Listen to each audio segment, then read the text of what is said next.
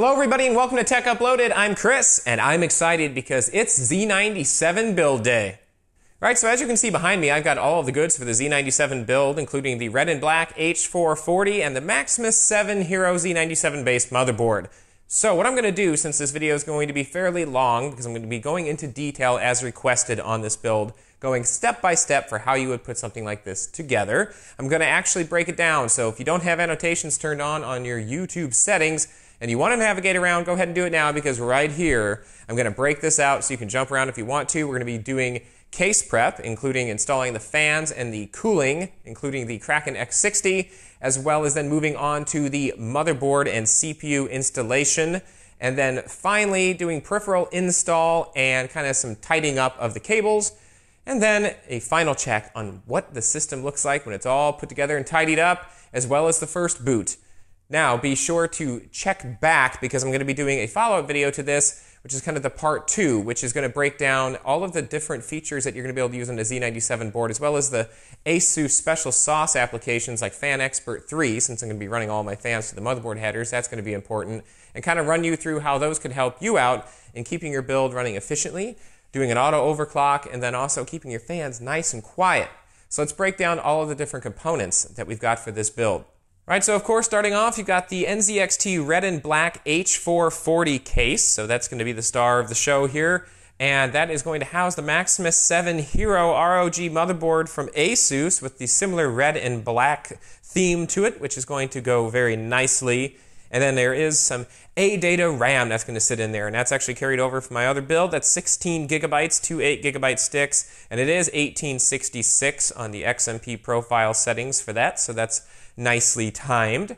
And then the fans are going to be an AF140 for the rear with the nice red ring, and then I'm going to be using two Noctua NFF12s in the front, and then a Corsair SP120 on the top, actually, just to keep some air forcing over the hard drives I'll have mounted up there. And then I will be actually putting two NFA14 PWM fans on the Kraken X60. So move over to that. That is going to be the liquid cooling used in this system. So NZXT through and through there for the nice little aesthetic. We'll have the NZXT logo in numerous places here. And then powering all of this is going to be an AX760 in order to feed a nice amount of juice to that EVGA classified GTX 780 graphics card. And of course, all of this needs something to power. It's going to need the brains of the operation, which is going to be the Core i7 4770K, at least for now, until Devil's Canyon comes on the scene. And then finally, to keep that mounted securely to the NZXT, we're going to have a nice little thermal paste that came with the Kraken X60, which was a nice little bonus. That's going to be the MX2 from Arctic, so nice little extra that I got there on that one. And then finally, to store everything, I've got a Seagate Barracuda 2 terabyte hard drive, a Seagate Barracuda 1 terabyte hard drive that I actually already had hanging around, so I'm going to go ahead and put that in there. And then finally, a Crucial M500 SSD. Right, so there you have it. There's all the components. And since this is going to be a long video, I'm not going to waste any more time. It's time to get building. Step 1, case prep. All right, so the first thing that I usually like to do, I like to kind of prep the case. So you need to disassemble this thing and get it down to its bare bones. So just kind of get it naked. And then, as you see here, all of the cooling contraptions are here. So I've got all the fans, as well as the Kraken X60. Just kind of get everything ready to go. That way we're ready to drop in the motherboard and kind of get that main assembly in there. So, that being said, there's fans that are going to have to be removed from here. So I'm going to pop off the top,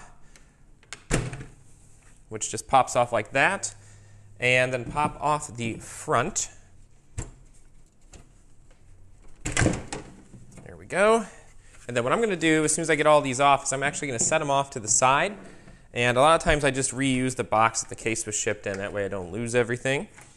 And then remove the back panel and the side panel. Right, so the H440 actually comes with a decent amount of fans in it, just straight out of the box. I just happen to like to replace them with the fans that I prefer. So what you need to do is go ahead and get those out. So there's going to be 3 of them along the front. So you can take off this little dust cover and set him off to the side. And then you can see all 3 of them right there. So those need to come out, as well as the fan in the back. So those are just your usual fan screws. So I'm going to go ahead and do those now.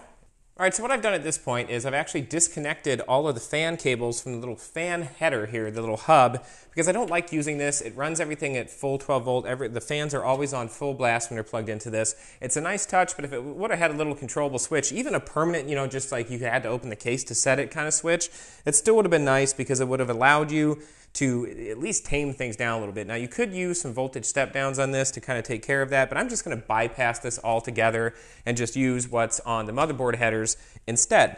So what I've done is I've actually made sure that this up here, which is running to the little LED circuit board, was indeed a Molex connector, which it is, so I know that I can still give that power and my LEDs will still work. So at this point you could basically remove this if you wanted to. You'll notice I have nothing running to it. Although I find that it's really not in the way, and I would rather leave it on here because I'm more likely to lose it if I take it off, and if I ever do sell this computer or case down the road, I don't want to misplace this and be losing kind of a big feature of the case. So I'm going to leave it there, but it's going to be totally underutilized. All right, so at this point I pretty much removed all of the little cable ties that have been holding everything in place out of the factory. You'll notice that this is running down here, over here, and then you can't really see it, but it's running up to the front. Now this, I believe, is going to be the control for the LED that actually powers the little NZXT logo on the power supply shroud. So just making sure that that's kind of still got its power, just double checking all my runs, and then finally grabbing the cable that's running here and getting that 140 millimeter fan out. And then it's time to remove all 12 of the screws that sit in front for these fans. All right, so now I've got both of these fans loosened up and ready to go. So what I'm going to do is actually employ my favorite little technique here, and that is to use my organizer. I use this little tin, I guess, I don't know what kind of pastry you would make in this, but I'm going to use that to hold all of my screws so I don't misplace anything as I go. And then I need to take out the hard drive cages so I can do the fan mounting for the upper fans since I'm going to be switching them out. All right, so I've got all the cages removed. Now I can finish unscrewing. Okay, we have freed all of the fans, so there are all of the NZXT fans. These were 3 120 millimeters. So I'm going to take those now and set them off to the side because you never know when you're going to need a bunch of extra fans. So keep them around. You know, I'm doing a NAS build. I may utilize these in that. All right, so what you're going to want to do is look on your fan, and there'll be an area on the fan that's actually going to have some arrows on it that'll let you know which way the air is actually going to flow. So you want to take a look at that, kind of use it as your cheat sheet, and then mount your fans accordingly. Now, if you have a fan that doesn't have these arrows, find one that does and just match the blade layout. That way you'll know which way's going forward, which way's going backwards, basically which way you're pulling the air. That's important. Pay attention to that. Nobody likes to undo fan screws. Okay, the fans are installed. I have the two NFF12s in here on the front near the bottom. These are the PWM controlled fans. So those are nice. Those will be able to pretty much spin up to any speed that the computer feels is necessary. This one up here, static pressure, it's going to be going over my hard drive, so it's ready to go. That's the SP120 from Corsair. And then finally along the back, I've got the AF140, and you'll notice by looking inside of the case, the nice red ring is on there for that. And then another thing I did is I'm preparing already. You want to kind of pre-plan for this kind of stuff, how I'm going to be running this stuff when it's actually running to the motherboard. So I've actually got the splitter that comes with the Noctua fans on here already. So there's a little Y adapter. So this is going to go to the motherboard header for the chassis fan down here at the bottom. So when that gets on there, that'll be good to go. And then this fan up here is actually running out to this little cable, but it's going to actually bridge into a fan that may or may not go up here on top. All right, so here's the power supply itself. Now this is a modular power supply, so what that means is you actually have all of the different cables on the back that are removable. So you can plug in only the ones that you need, which is exactly what I've done here. So I kind of went through and did a mental check on all the different things I was going to need to hook up in the case. So of course, the number one that you're always going to need is going to be your 24-pin. This is going to go to your motherboard to supply the power. Then you're going to need your PCI Express cables, your auxiliary CPU power, power for all of your SATA devices, and then finally some Molex connections. Now these are kind of annoying, but yes, they're still a necessary evil for the things that I have in this case. So then what you're going to want to do is mount this piece, which we took off the back of the case earlier, to the power supply itself so that you can slide it into place. So this gets a little tricky because you got to kind of try to stand it up and then screw everything in. But just line it up, and you should be good. All right, so the back plate is on. Now what I'm going to do actually is this power supply is a little bit unique in that it does have a little switch on the back which will say normal and hybrid, and I want to make sure that's on hybrid so that this will actually keep the fan off until the power supply hits a certain load. And that's just another added step to keeping things nice and quiet. All right, then the last step, and this is why you want to put all these cables on beforehand, is you've got to stuff everything in here. It's like stuffing a Thanksgiving turkey. Get it all into that little shroud area. You know, start poking out the back, and that's all right. And then just slide it in. Make sure you're not catching on any cables. Get that in there. And then screw your little screws back in. All right, get those in there. Make sure they're nice and tight. And there you go. The power supply is installed. So the last step is to get the Kraken ready to go. All right, the Kraken's ready. So I'm going to go ahead and get him out. And you'll notice I also went ahead and opened up the fans, the Noctua fans. And one of the things I really love about Noctua fans is they do not skimp on the accessories they give you. So you've got the little Y adapter, and then you've also got the low noise adapter that comes with it, as well as, in case you don't have something to control it, you get these nice little extensions as well, which are really handy. So go ahead and bust into that. Now there are two 140 millimeter fans included with this, but since I'm going to be using my own fans, I won't need those. All the mounting hardware is here. We'll need that in a minute after we get the motherboard in. And then just pull out the radiator itself, as well as the directions, because you do actually want to read these. They're important. Let's slide it out. All right, there it is.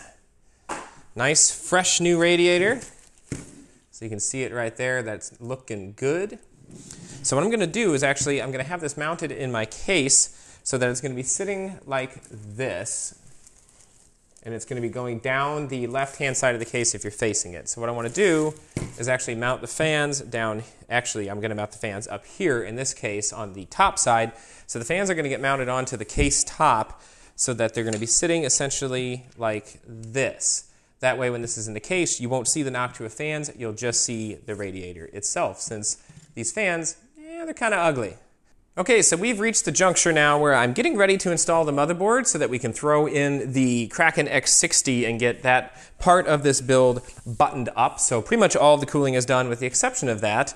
And now I need to kind of go through with some cable ties and reevaluate this cable management right here, because I'm going to need to lay the computer down. I don't want stuff going crazy. Okay, it's time. Time to get the motherboard out. So what we're going to do here is actually put on the memory and CPU onto the Maximus VII Hero, the star of the show. So I'm going to go ahead and pull that out and then grab the motherboard itself. All right, now I've taken a little piece of cardboard that everything was sitting on and moved it here so that I have a little workbench, a little test bed here, I guess you could say, to do all of the rest of this. All right, there's our 4770K. So it's time to get that out, which I've already had this out before, but just kind of going to run you through this so you'll know if this is your first time. So you're going to actually just slide that out. I'm not going to need the stock cooler, so I can actually leave that in there. And then the chip actually just slides out on its own on that little piece of plastic. So there is that. Look at that. Yeah. CPU goodness. All right, so what you need to do here is go ahead and press down on this little locking mechanism, open it up, and do a quick inspection of all of your pins. Just make sure everything looks like it's in good shape. And then take your processor and open it up. Now, since this was used before, I have thoroughly cleaned it, so it is free of any debris. Now, take a look at the back. You're going to have a lot of pins on here. So you want to make sure all those pins are clear of any kind of debris or any kind of items or any damage. If it's damaged, then you need to make sure you RMA it, get another chip. And then when you're going to line this up, you're actually going to see that there's going to be a little arrow that's going to point down this direction on this side. So if you're facing the motherboard, it's going to be the lower left. That's going to correspond with an arrow on the chip. You also have a couple of different notches that will line up along the top that will sit in. So then just line everything up and just set it in very, very lightly. It will drop into place. You do not need to apply any pressure at all at this point. Just let it go in there. Drop the door. Now you notice this piece is still on here. That's okay. Push down to close. and that pops off, and then latch it into place. So there you go. CPU is seated, nice and easy. All right, now I've got my XPGA data memory that I need to go ahead and put in. All right, so on most newer motherboards, you'll find that you actually don't have to flip both of the top and bottom latches on memory. You just have to do the top. So it doesn't matter if you install in these two DIMMs or these two DIMMs. You just need to make sure that you use the right matching pair, because this is dual length memory, so you want to make sure that you're doing it correctly. The optimal situation is you're using 2 chips or 4 chips.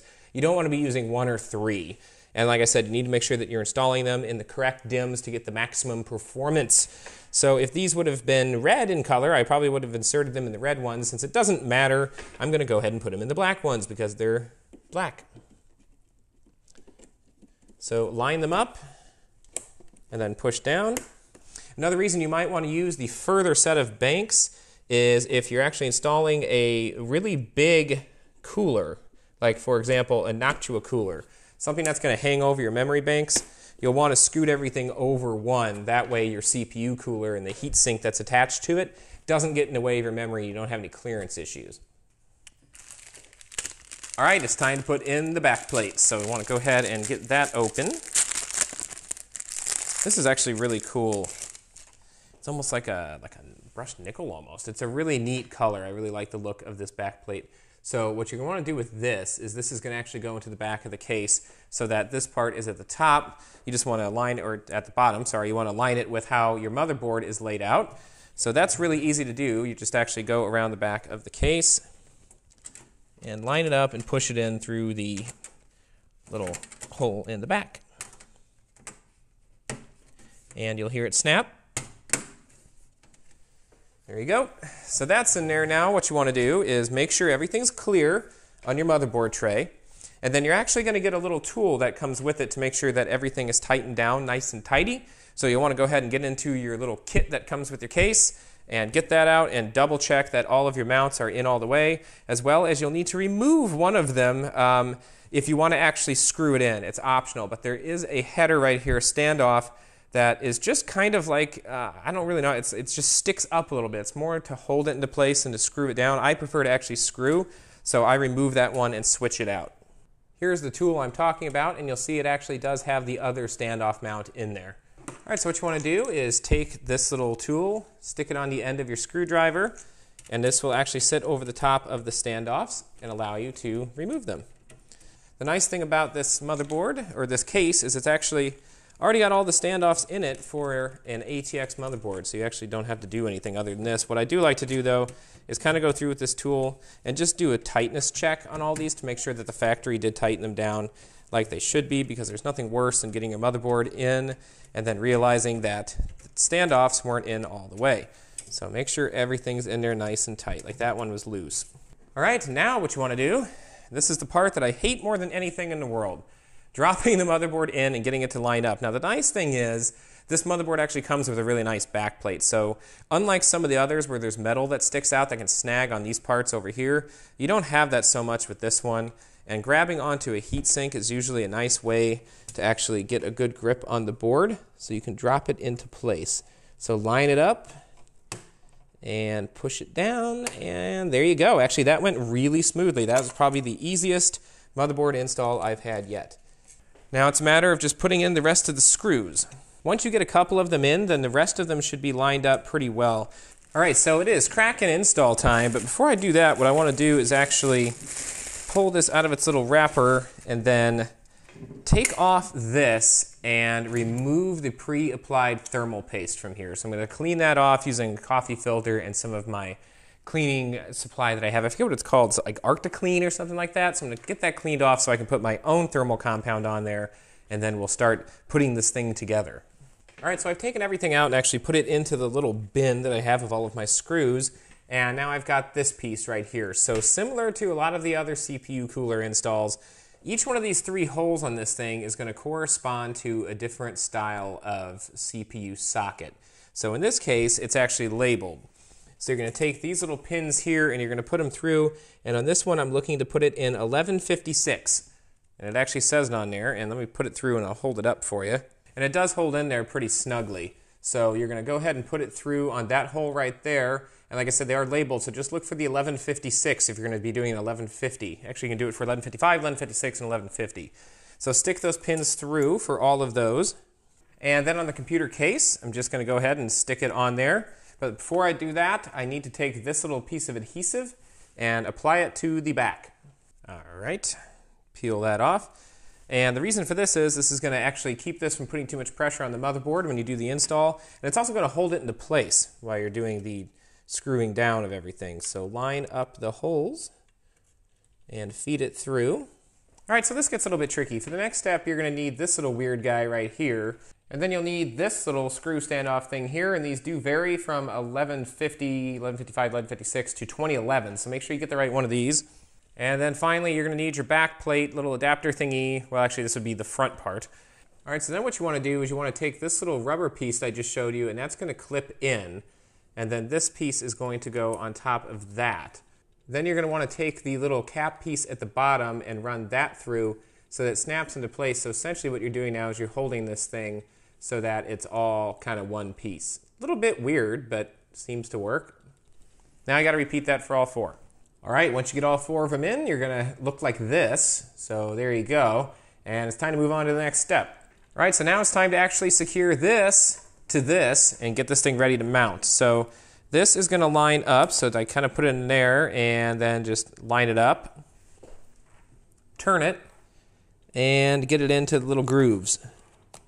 There you go, so like that. It'll snap into place into all these little grooves around the outside, and then you need to take this little locking mechanism and snap it into place, and now everything is held together, and this is ready to be put into place. So now it's thermal grease, installation time, but first, got to get this thing mounted into the case.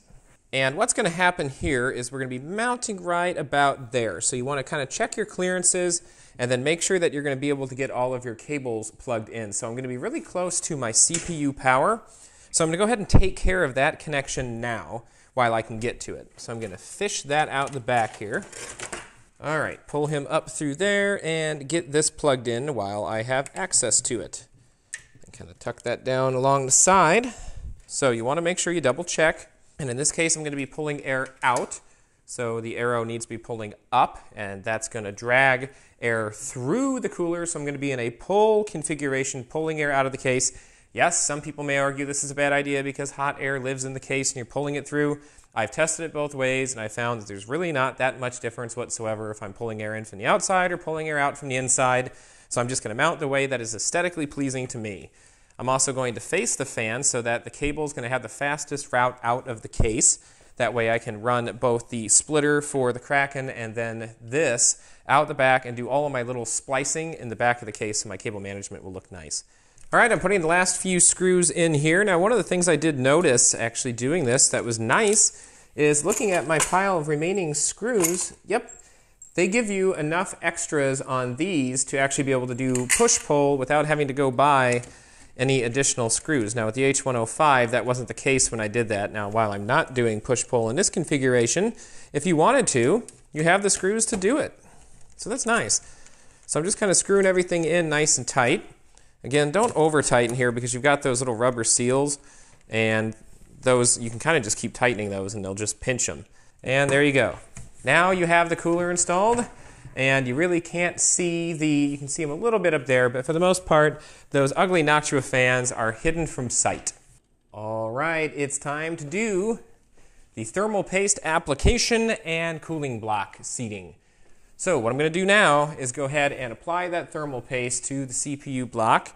And in this case, I'm going to use the P method. So I'm just going to make a little dot in the center about the size of a P. So now I'm going to take the block and make sure nothing gets in the way as I'm putting this down, and just make sure I like how the tubing is running before I seat it. That's how I want it to go. So I'm going to go ahead and put this in place. Again, I have cleaned off all of the pre-applied thermal paste from this device, from this block ahead of time. And I'm just going to sit it in place right over the screws. And there we go. And just start tightening by hand first. Kind of go in a star pattern here. All right, so at this point, it's time to do peripherals and cable management. So putting in the hard drives, putting in the graphics card, and then tightening up all the cables. So what I'll go ahead and do is I will do the hard drive. So I've got 2 actual hard disk drives and then 1 SSD. So I'll need to run the SATA cables and the SATA power for that. And then as far as cable management goes, that's just a matter of running all of your fan headers to places that they make sense. So all of your cables should go through the different grommets in the case that are as close as possible to where you can get them out of sight and then to the back where you can manage the cables. So I'm going to put the hard drives in and then I'm going to go ahead and do the cable management. And again, this is going to vary from person to person and what kind of hardware you have in the computer. So as soon as I get done with that, I'll kind of show you what I did and then we'll go ahead and get this thing buttoned up. All right, to install your hard drives, you're just going to use the little slides. And then for physical drives, you're just going to put them through the bottom on those 4 screw holes right there. And there is some rubber behind that, so it's going to hold it in nicely. And then if you have any SSDs, they're actually going to go through these 4 holes here. So then what you do is you just take this slide and you're going to run it right into your case. So zoom in there and you can kind of see what I'm talking about. Now you'll notice if you look, I'm actually only populating the bottom, this one, and this one, which leaves an additional 2 actually that I'm not using. And the reason for that is I actually have to make room for the tubing running down from the Kraken. So you can see there are the 2 that are already in there. And then here's the spot where I'm going to put the 3rd one right back here, actually. You can see the little spot for it. And I'm just going to slide it in. And then what you want to do is get those little lips in there like that. And then push it in and screw it down.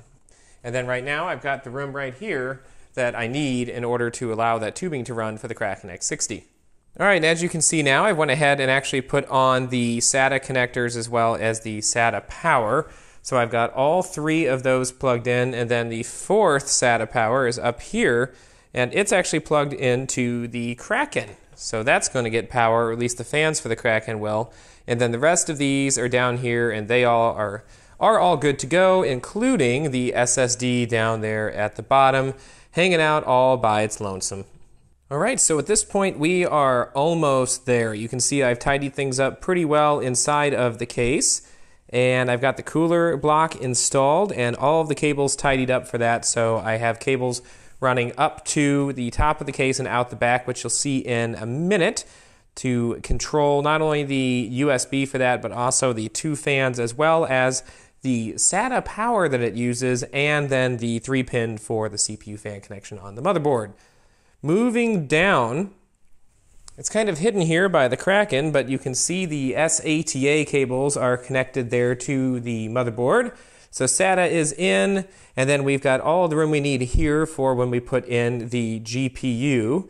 And then you can see down here I've got 2 USB headers populated. One of those is for the Kraken X60, the other one is for the USB 2.0 on the case.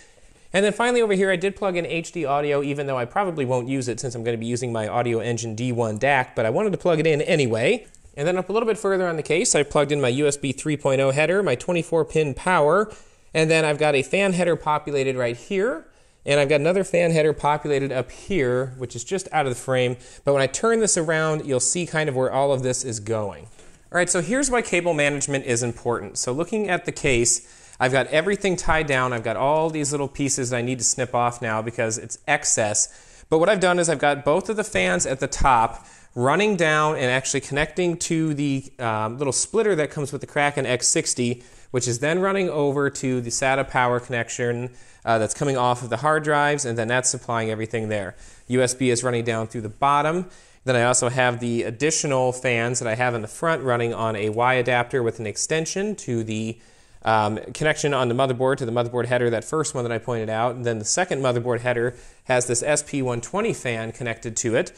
And then finally, all of the little different connections like the Q connectors and things like that, those are on the front right next to those USB headers. And you just use that little Q connector that comes with a motherboard and connect all of those and plug them in. You can't miss it. It says, power LED, hard drive LED, things like that. You just put those in there as it states, plug it in, and you are good to go. The hardest part about this step in the process is just being patient enough to route all of these cables, because you don't have a great deal of clearance when you go to put the back panel on, so you want to try to tidy things up as much as possible. But again, taking a look back here, at the front, everything here is nice and clean, and that's what you want to go for. You want to keep all the ugly down at the bottom below the shroud or back here below this little area, and keep everything in the front looking nice and tidy. So the last step here is to actually plug in the GPU, run the power for that, and then do any cable management that's required at that point to try to clean that up. And then it's time to put the case back together and do the test boot. Alrighty, there it is, all put together. Got the graphics card in there, got the cables run, you can see them right there. They just barely make it in this case. It's not the widest case in the world. And going all the way down to the shroud and the power supply. As you can see, the cable management job on this case is really nice, if I do say so myself. I've got everything running out of the way. The NZXT block is there nice and clearly. You can see the Kraken X60 is hanging down from the top right up here, but you can't see the ugly Noctua fans. And then you also have the heatsink in the background here for the Maximus VII Hero with the nice Maximus VII Hero logo there. And then the 780 Classified's looking really nice with its backplate and the little, the heat sinks there just shining brightly. And you'll notice that even though I had the option to put a hard drive down here on the shroud, I didn't, because I liked having the black clean look, and the SSD that I had was silver, so I didn't want to dilute the nice look of the black case by doing that. Now at this point I do have the option of installing an LED strip if I want to. I have a white LED strip. I'm not sure if I'm going to do that just yet. I'm going to see how I feel about the case and how it looks without having that in it for now. Alright, well, it is the moment of truth. It's time to turn the system on for the first time. Everything's set up in my office, so here we go. 3, 2, 1, and power. Now, the first time you turn on a system like this, you may hear a little bit of like gurgling or some weird sounds from the closed loop cooler, and that's just simply because you might have some air in the line from things jostling around while it's shipping, but that's nothing to be concerned with. Just make sure you run temperature test after you boot. The system is posting, and it's ready for me to go into the BIOS to set everything up, so there you go. Everything was a success. A successful first boot. Alright, so it's the next day, and the build is complete, and everything worked just fine, with the exception of the Kraken X60. So I'll get into that in a minute. Other than that, everything, no problems whatsoever. I was able to boot into Windows. Of course, Windows needs activation again because it thinks it's a different computer because of the motherboard. But other than that, I need to put a few drivers on it and everything will be fine. I'll still probably do a clean install of Windows because I just like doing that after a system build, even if I only changed a few things. But motherboard's kind of a big deal, so yeah, I just feel better that way. But the Kraken X60, so that was the hiccup. What happened there was when I was installing it, I had a feeling that something was probably off. The way that the install works on that particular cooler, and actually I looked it up and it's the exact same mechanism on the Corsair H110, is it uses a little piece of plastic on the back plate of your motherboard, and then through that you stick that little metal pin, and that pin is what you actually screw down the cooler onto after you do that weird contraption of an assembly that you have to actually put on the block. The problem is when that thing gets even remotely close to being tight, it starts putting pressure, it's leverage, on that little pin. Well, the pin isn't big enough, and it actually, what mine did was it started to dig into the plastic and it caused it to get loose. So when I was doing my testing, I found that at first the Kraken was doing great, and then as the night went on, the temperature started to get a little bit worse. Well, I looked, and that pin continued to dig into that plastic, even though it wasn't super tight to begin with, to the point where it loosened itself and it started to actually pull out. So one of the corners of the cooling block came loose.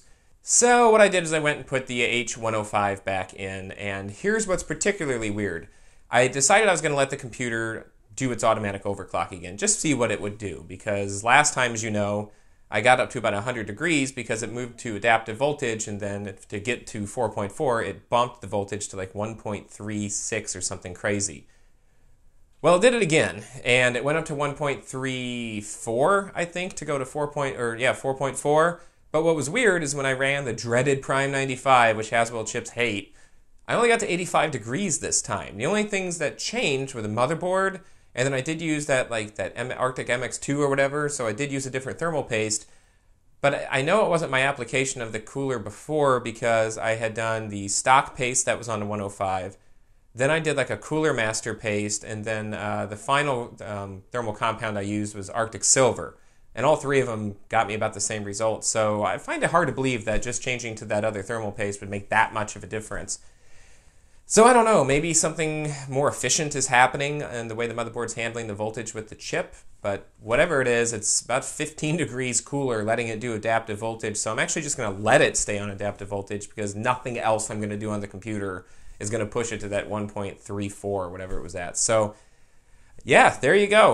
Bump in the road, but I thought about, I really liked the 140 dual 140 radiator, but I don't like the mounting kit, and the 110 uses the same thing, so I'm just going to wait.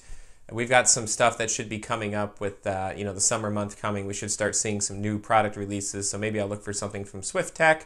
For now, I'll just use the H105. The mounting kit on the H105 is fantastic. My favorite one. It uses little standoffs. Those standoffs help you make sure that you're not putting any unnecessary pressure on the actual back mounting plate, and it's just super, super easy to put the H105 into a computer. So kudos to Corsair for kind of reinventing that one and doing your own thing on the mounting kit for that. But other than that, yeah, successful build, and looking forward to maybe throwing Devil's Canyon in here as soon as that gets its butt out the door and becomes available. So that was definitely a fun build. It was trouble-free other than the Kraken X60. And you know what, I gotta say, that Maximus VII Hero motherboard looks great in that NZXT red and black H440. And yet the best part is there's a lot of motherboards that would look great in this case. I know MSI makes some that have a very similar design aesthetic. So, kudos to NZXT for seeing that and seizing that opportunity, because there's a lot of very aesthetically pleasing builds to be had out there right now. Now, hopefully you found this video helpful, and if you did, go ahead and help me out and click on that subscribe button. You can also follow me over on Twitter. I'm Tech Uploaded, and you know the drill by now. Don't be a stranger. Check back soon.